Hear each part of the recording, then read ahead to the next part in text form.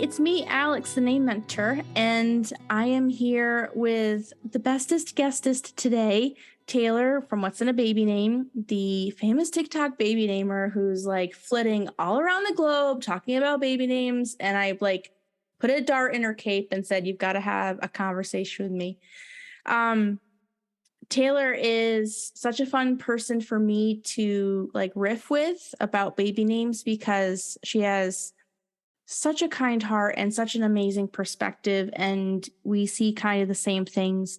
And so I can go to her with a question and we're just kind of able to unpack that. So hi, Taylor. Thanks for being with us. Thank you so much for having me. So about a year and a half ago, I had been seeing more and more people using quote virtue, quote Puritan type names, where they were distinctly words that meant something. And I found that very curious. And so I texted Taylor and I was like, what should we be calling this trend? Because I don't want to call it Puritan names, but I don't know what else to call it. We kind of riffed and unpacked that a little bit. And so March of 2021, I had put together an Instagram post and I said, are we ready to create our own, quote, Puritan names? In a nutshell, these names were rooted in aspiration, inspiration, and a call to spirituality. The Puritans did not have the corner on this, even though when you think of this style, you think Puritan. Across many cultures, especially Indigenous, there's a symbolic center root that makes one feel connected to something bigger, deeply spiritual, and a desire to remember where one has come from. The whole world has just experienced something big. Mortality has been shaken. It's possible this style of naming could make a resurgence, not out of wanting uniqueness, but of valuing significance. We could start seeing this naming ritual born out of this deep place of speaking meaning. And I'm tickled to say that since I posted this, I've been seeing so many more people using these, quote, Puritan names.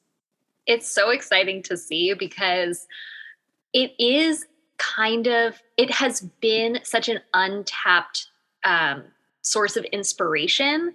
We haven't really seen these very literal names make a comeback since, well, there was a little bit of this around the turn of the last century where names like opal and ruby and jasper were becoming really popular again.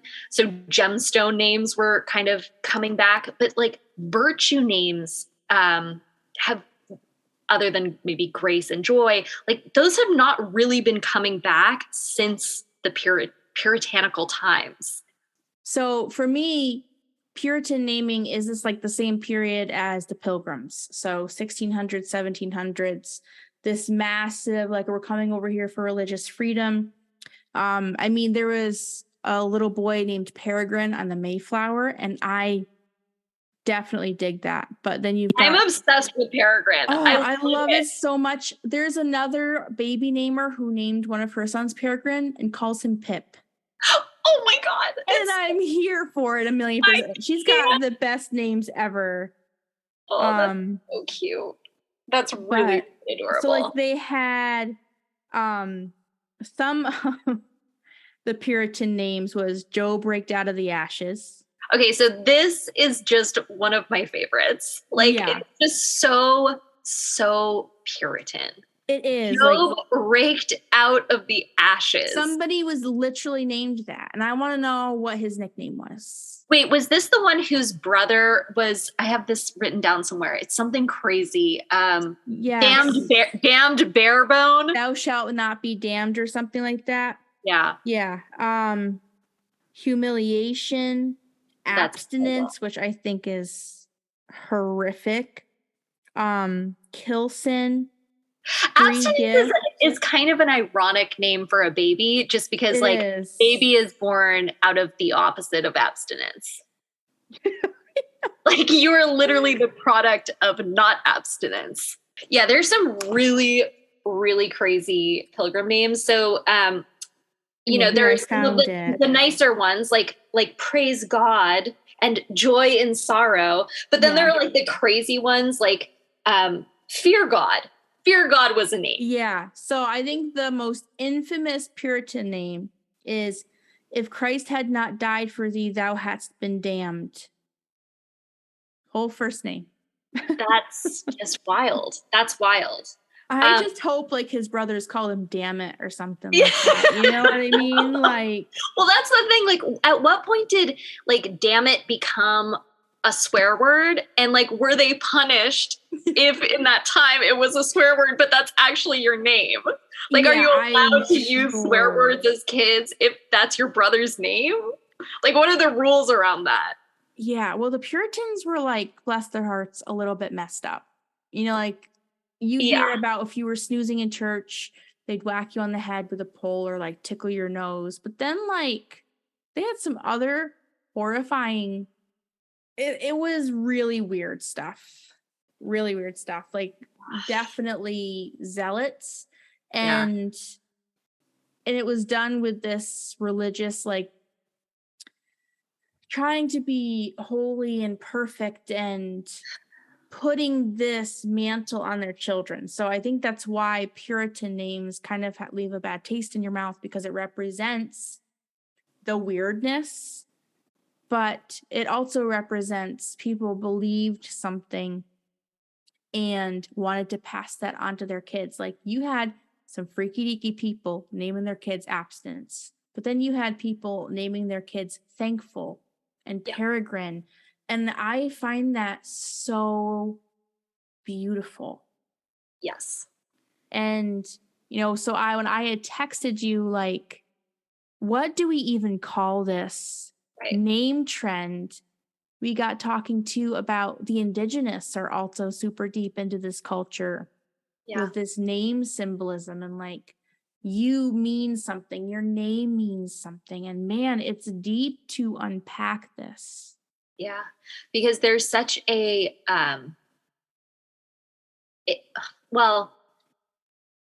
it's so, in the Indigenous cultures, it feels so imagery driven. Mm-hmm. So it's tangible, it's observable, it's descriptive. It's something that we can all like look at and see in the world. And yet it transcends its own description because it seems more like it's reaching out and calling towards something greater. Like there's a spiritual aspect to these names, even if they're, you know, a name like, I don't know, Eagle Eye, Hawkeye, Tiger Lily, Morning Star, right? It's like these are observable things in our reality, material reality, but they hint at reaching out and grabbing towards or reaching towards something a little bit greater than oneself, something that affects the whole. Falling water, right? Like it's just this. I don't know how to describe it, but it feels transcendent and it feels really sacred. Yeah, and I think it also lightly touches on honor names, you know, like why do we want to name children after our grandparents? Because it's like, we're not trying to make our kids our grandparents. We're trying to be like, we want you to remember where you've come from and to not have these people forgotten and the goodness of them you want to share with your child. And so I'm really digging these names and I'm really enjoying seeing more and more people tapping into like the never ending inspiration of this.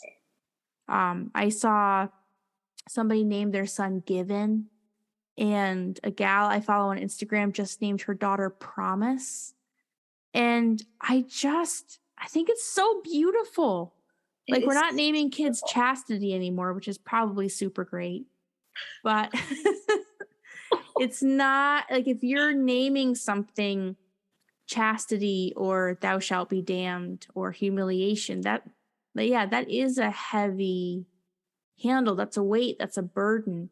But naming your child Promise is like hopeful. So hopeful, so full of hope. Yeah. And it like hints to this like, I don't know, this almost this covenant, right? And I hate to bring it back to a religious concept, but it is spiritual in nature. This promise, it's like a promise is unfolding. It's like you witness how the promise kind of unfolds as you go along. It's this thing that happens in the future. It's something that you have to uphold. There's so much virtue in a name like Promise. Yeah. It feels so sacred, and like you're taking this beautiful family story or this sacred story and passing it on, and like then they'll pass it on. Like, I don't really know how to completely describe how I feel, but you definitely feel like you're touching like the invisible, and you're making the intangible tangible. It feels so honest and so sacred and so much bigger than yourself. And to me, that's like definitely the heart behind parenting, right? Yes. I mean, this is why I always call it the sacred art or the sacred process of baby naming, because like people don't, I think in our generation, or maybe in generations past too, I just think that most people are just moving through their lives and they don't consider the sacredness of choosing a baby name. They're not tuned into the sacredness of their pregnancy necessarily. And I don't mean this for everyone, because there are obviously exceptions, but I just mean like we live in a pretty fast-paced environment where a lot of women are working all the way up until their due date so they can maximize the time that they're going to get off, if they get time off at all, because not every mom does in this country. And so that means that some women are working up till their due date and going back to work kind of like within the week that they give birth. And so I think that that doesn't really allow women in our society to drop down into their physical experience, and they're kind of out of touch with their own pregnancies. And when you're out of touch with your body, that's the sacred vessel that allows you to reach up and have that sacred experience. So if you're out of your body, you're not going to be able to access that sacred relationship. This expectation to perform. And I mean, I've never seen name regret so rampant as it is right now. And I think it's for exactly that reason that you just said. Like, women aren't given the permission to go into that sacred space, and I don't think they know how to give it to themselves either. It's like, okay, pick a beautiful name that's perfect, that doesn't make anybody upset, and go. It's a lot of pressure that women have. I mean, parents in general have to pick a baby name. I had a friend mention recently something that I just thought was so astute. And it's that people are largely like having so many less children nowadays than they did maybe 2 or 3 generations ago, that a name really matters now, because you might only have 1 or 2 children. So like, you better make that name count. And there's all of this added pressure simply because you're not spreading out your favorite names over 5, 6, 12 kids. Like, my grandmother was one of 14 children. So my grandma doesn't have a middle name, because at that point, my great grandmother was just like, you're going to be Letitia. Like, you're Letitia. That's going to be enough for you. That's it for me. That's I've done all I can do. Yeah. So it's interesting. I think that name regret has to do with, there's so many factors that contribute to the pressure that parents feel to choose the right name. You drown in unsolicited opinions. That's for sure. And the fear of judgment. Yeah. There's so much fear of judgment. People are not afraid. This is what baffles me. People really are not afraid to just speak their own unsolicited opinions. totally misinformed. It's honestly the worst. It's the worst. I mean, I've had clients who literally, they come to me because they're like, well, we loved this baby name, but my father hated it and said something very disparaging. And so now we're back to the drawing board. Can you help us find another name? I'm like, yes, I can. It's the first one. Yeah. Like, it's my the advice first one. to you is to tell your father to shush.com. It literally straight up. That's the advice. Like, it's just, I mean, yeah, people, it really does baffle me to see how comfortable people are just ruining people's dreams of the names they love, of using the names they love. Yeah. And Why are people like this? What gives people the feeling that their opinion should matter, or that they should share something so negative with such a hopeful family, like at a time when this should be like a celebration of the life that's coming into the world? Yeah, it baffles me. Like, do you not realize that what you're saying has an effect? Like, do you not realize that? Like, you might get a couple people who agree with you or laugh with you, but like overall, it's not a cool look. The thing that I see most often, or I guess the narrative, the way that it's spun, is so often, well, I had to say that because I don't want that little boy or that little girl to grow up being teased about their names. But isn't it interesting that it's coming from the adults? The judgment about names is coming from the adults. Who are the first people to say something about names. We're the first people to just say this is a horrible name, or to tease the name in some way. Like, I really think that children don't come into the world hating other people or knowing how to tease other children, or even having the thought that they could make fun of a name.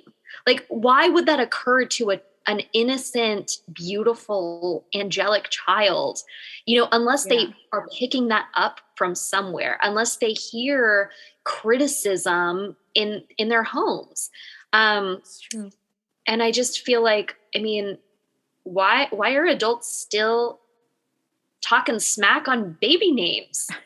It's a weird thing to be so upset and to have like such a hearty opinion about. Beautiful. The family and I were in a hotel a couple of weeks ago, and we're white and we were definitely the minority, and we're sitting at breakfast with a bunch of people around us. And Judah, bless his beautiful heart, says loudly, "Mom, what's the name of that black guy on Star Wars?" And I choked on a biscuit. And I was like, "You mean Darth Vader?" So we have a white mail truck and a brown mail truck.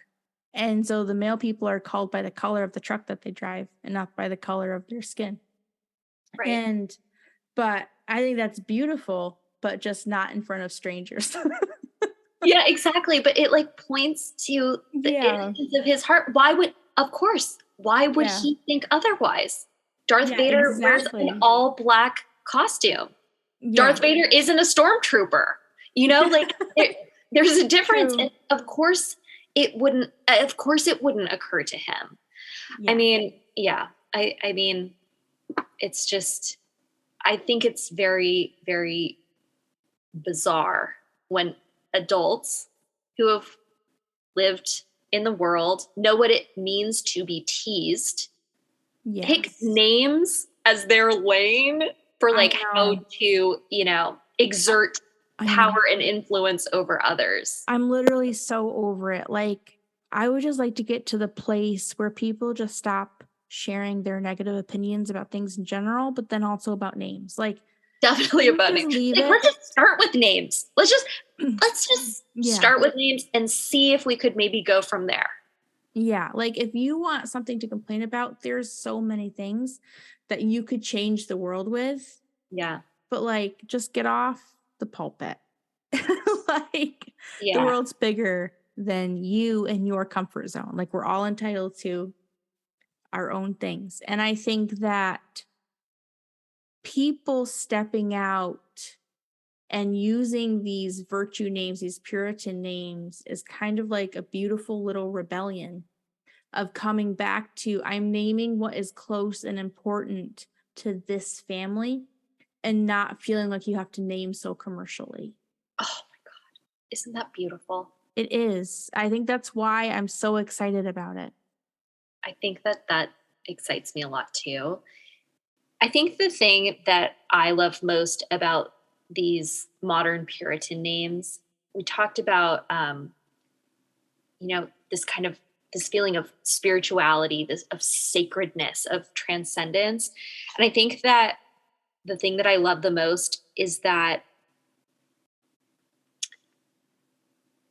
these names transcend time in a way that tangibly connects us to our ancestors.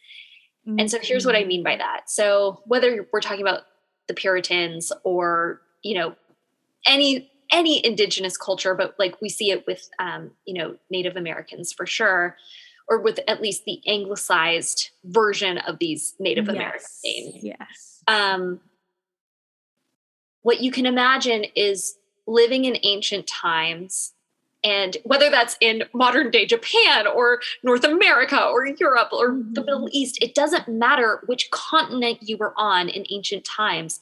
If you saw a waterfall, you would come up with a word for falling water. True. What are you witnessing when you see a waterfall? Falling water.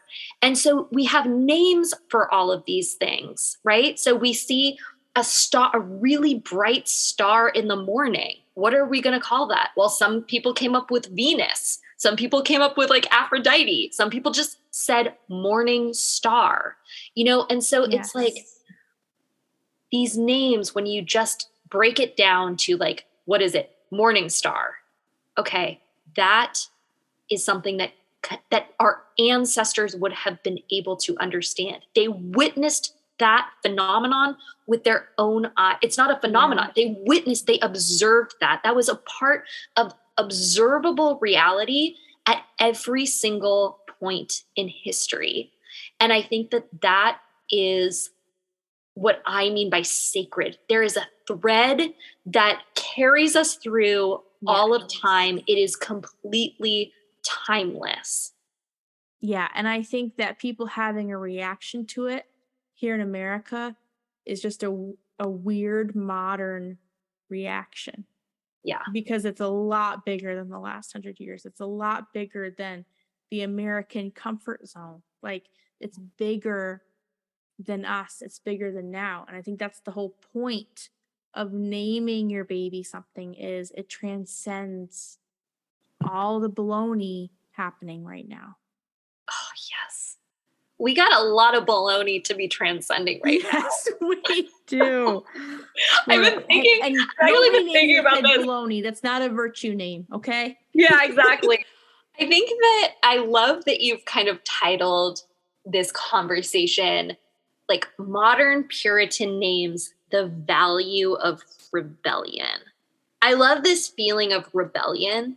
What I feel is that we keep calling it Puritan names, and I think we both kind of like, it's caught in our craw. It's like stuck in our craw as we say it. It's like, well, it's not really Puritan, but that's the closest thing we can kind of like reach for in this conversation. But I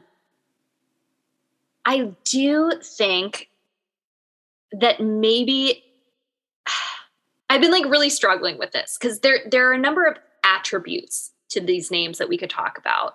But also, it's like, it hints back to this, in the case of, the Puritans, it was very dogmatic, right? It was very religious. There were like these religious ties to what these names represented. It was always like, Jesus Christ came into the world to save. That was one of the names. Oh my gosh. These crazy, like, what is this, a line Puritan from the Bible? Like, this is an entire Bible verse, like an entire idiom. So I think that what we are seeing is such a turn away from organized religion. Mm-hmm. Like major deconstruction is happening right now. Major deconstruction. So I wonder how these names are going to take shape if they kind of catch on now and in the future. And it's like, well, it always kind of revolved around some sort of religious belief. And it's like, well, if you just look at what we are deifying right now, Yeah. it feels like it's like technology, right? Or science and tech. That feels like the new God Yeah. of our time. And so I think look at what Elon Musk has named his children. It feels precisely much that way. right. Which I've literally written like I blog know. about this, about how I literally think that Elon Musk's baby name has ripped like a hole in the space-time continuum. Truly, Yes. because after that baby was born, it was like COVID. Well, the baby was initially born, I think, in May the 4th, 2020, which I think is no accident. But it was right in the middle, the height of COVID, right? So it's like everything just went to hell in a handbasket afterwards, which might be a great baby name. Hell in a handbasket. Like if we're talking about idioms, like, so I think that has kind of this interesting take. Guys, so Taylor's not serious about hell in a handbasket, by the way. Strike that off the list with baloney. Maybe I am, Alex. Maybe there's some very brave parent out there who's going to name their little son or daughter hell in a handbasket. You cannot blame us for your decisions to name your kid hell in a handbasket. I think what I want to call this, I've given this a lot of thought, and tell me how you feel about this. I'm going to bounce it off of you. Neo-pagan names. Does that feel right? No. So, because I've deconstructed, and pagan is very much the exact opposite of religion. Okay. You know what I mean? So I think what I'm trying to say is that we understand these Puritan names, we've labeled these as Puritan names because they've come out of religion, but it's bigger than that. It's bigger than religion or what you believe. It's like the symbolism. So the pagans are using it, and the religious are using it, and the atheists are using it. It's truly so much bigger than what we believe as it's space. It's so much bigger. And, I would even say somebody naming their kid Oak, that is a modern Puritan name because it symbolizes something. Like, I'm naming my kid Oak, you think of oak trees. You know what I'm saying? So it's not just Joe breaked out of the ashes, and it's not just summer solstice. Right. Which would be a beautiful name, by the way. Yes, it would be. Do you see what I'm trying to say? I'm trying to encapsulate that. I think that as a culture, we've woken up that things are a lot bigger than what we've been told, hence deconstruction. Right. And the world, Elon Musk naming his kids something that's bigger than our minds, rattled stuff. It just speaks to that I think we're wanting to reach out and touch something bigger. Yeah. At the same time that it's bringing our families closer to our vest. You know what I'm saying? Yeah.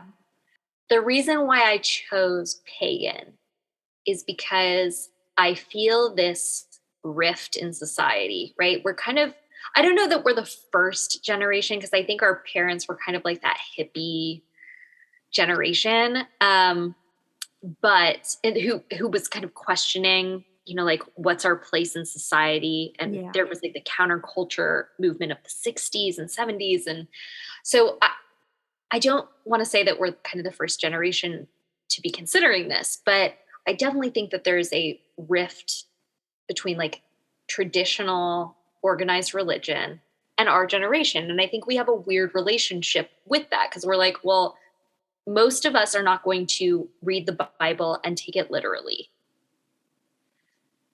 And so what do we have to hold on to that still relates to something bigger than ourselves? And I think so many of us will reach towards like new age spirituality. You know, we're looking for crystals and gurus and shamans, and we're doing psychedelics, and we're exploring all of these things to try to But touch. that's still a group of people. That's true, but I feel like we're seekers, but we're trying to find a path, and then on that journey, we are looking for we ultimately want to end up in communion with other like-minded people.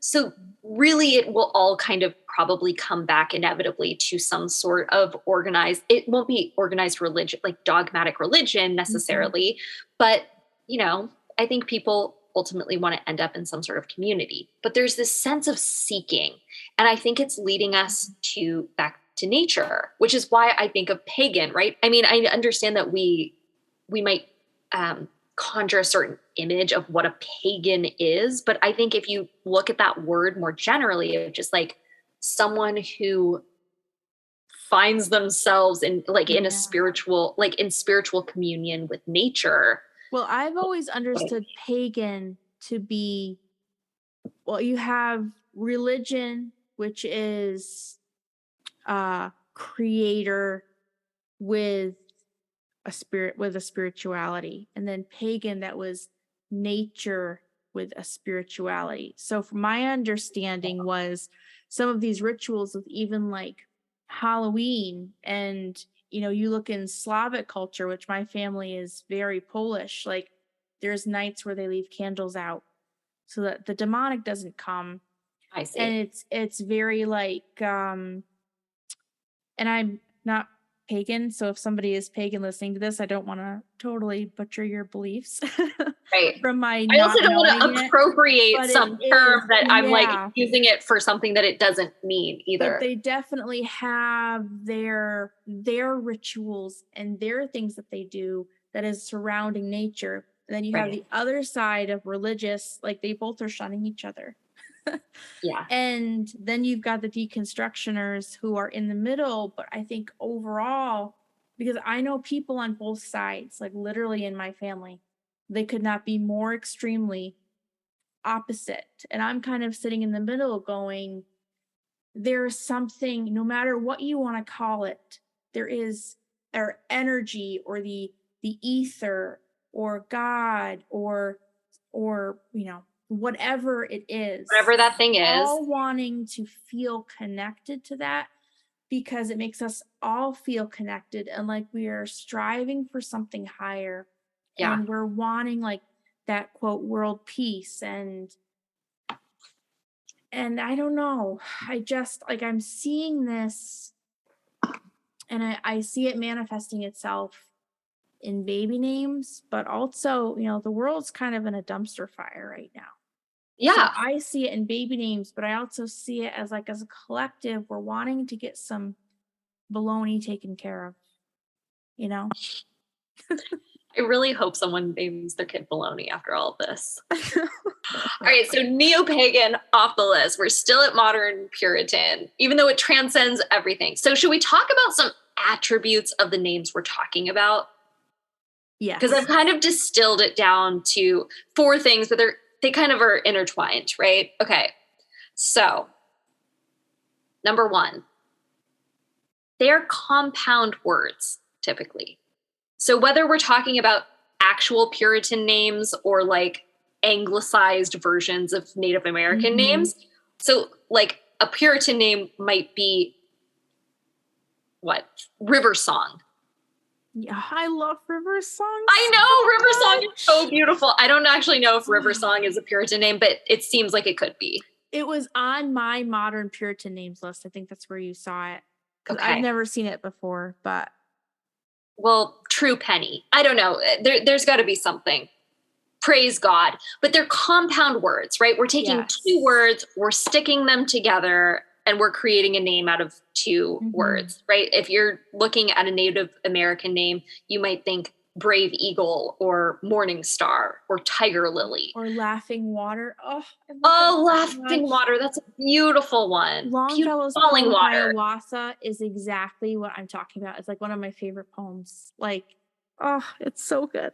Number 2, they are observable. So they're somehow descriptive and specific. Number 3, they are what I'm calling plain speech. There might be a better word for that, but that's what I've got.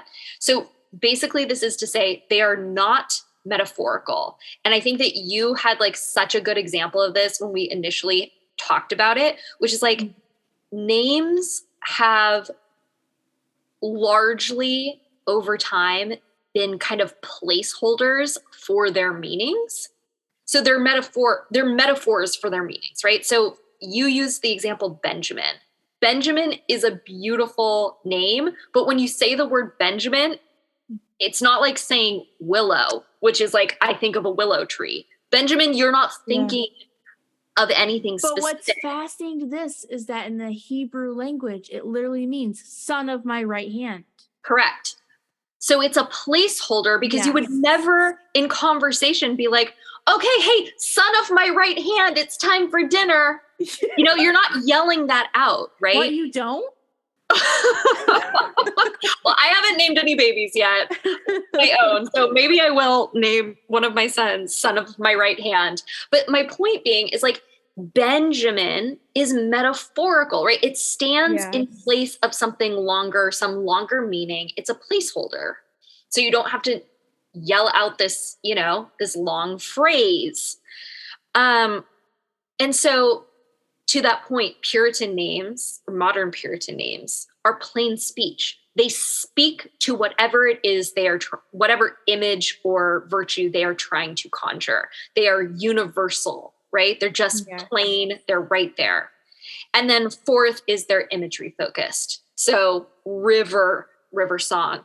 They're talking about light. They're talking about stars. They're talking about water. They're talking about hawks or eagles. So I think that those are kind of like, for me, what I would distill the modern Puritan name down into, like these 4 general kind of components. I do wonder if the most creative trend we'll see will be the idiom name. So like a phrase, like a well-known phrase, like still waters run deep. Humphrey. I could see that. Or like I can see that. Like it's a first and middle where people are doing a little bit of a phrase. I can see that. I think I could see that. I've never seen it done before, but that's my prediction that is where creativity will be unlocked and unleashed, and that perhaps 30 years from now, that's what you'll see as being more common. And I think the start of that is that name experts, in quotes or unquotes or whatever, italicized, asterisked. Who, us? Yeah, I'm not talking about us. Need to stop being so 100-year American culture in their answers. Stop saying, oh, well, but that name sounds like a phrase. Yeah, it does. And that's what makes it beautiful. Like, they're very linear in what they deem as acceptable as American names when the world is vast and history is vast and the future is vast. Like, we've got to stop correcting people about trying to fit them into commercial store shelves. Like, let names live and grow. And I have a few of you name experts in mind. So if you wouldn't mind just shooting me an email saying, is this me? So I can be like, yes. Stop doing it. Stop doing that. I mean, you look at Kim Kardashian's names, they're words, but they're not really words. It really is symbolism. You've got Saint and North and Chicago, and I forget the other one. I don't know. But then you have True and like, I think it's so beautiful. It's so deep. And these concepts, names in general, and occupations and lifestyles are all relative to your comfort zone. Yeah. So the Kardashian Hollywood scene, that's their version of virtue names. But then you have the religious over here who are using names like promise and using names like given. And then you've got the pagans that are using solstice, and you've got the middle that's using oak. You know what I mean? Like, it's getting painted everywhere, like how people are interpreting it within their own trying to spheres. say. I find it fascinating. Like, yeah, of course there are people who aren't going to want to name their kids North or True. And that's okay, because that's your deal, but that's their deal over here. Like, let people live. Well, you know what? I am saying, like, I think idioms are going to be the next thing. Kim Kardashian started that. I think that these phrase names are going to become more popular. And I think, truthfully, we're going to have to look back at Kim Kardashian and say, you kind of did do that first. Yeah, it's just so exciting. And I geek out as a namer because, like, it's just so exciting. We're in such an exciting time, and I'm just here for it. We're in such an exciting time because people are so willing to be so bold now. By the way, I'm pretty sure yesterday at the playground, I heard somebody call their kid Irony. And I was like, I'm sorry, but Alanis Morissette would even be like, tone that down. I was once in line for a ride at Disneyland, and the little girl standing behind me had the Mickey Mouse ear hat where they like embroider the name on the hat, and her name was Felony. And I just thought, you named your daughter Felony. You named your daughter Felony. Felony. That stuff bothers me.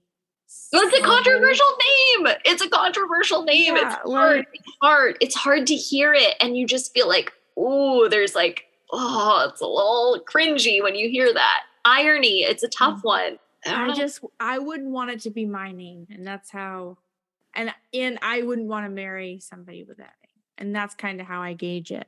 But a couple of years ago, somebody asked me about the name embroidery.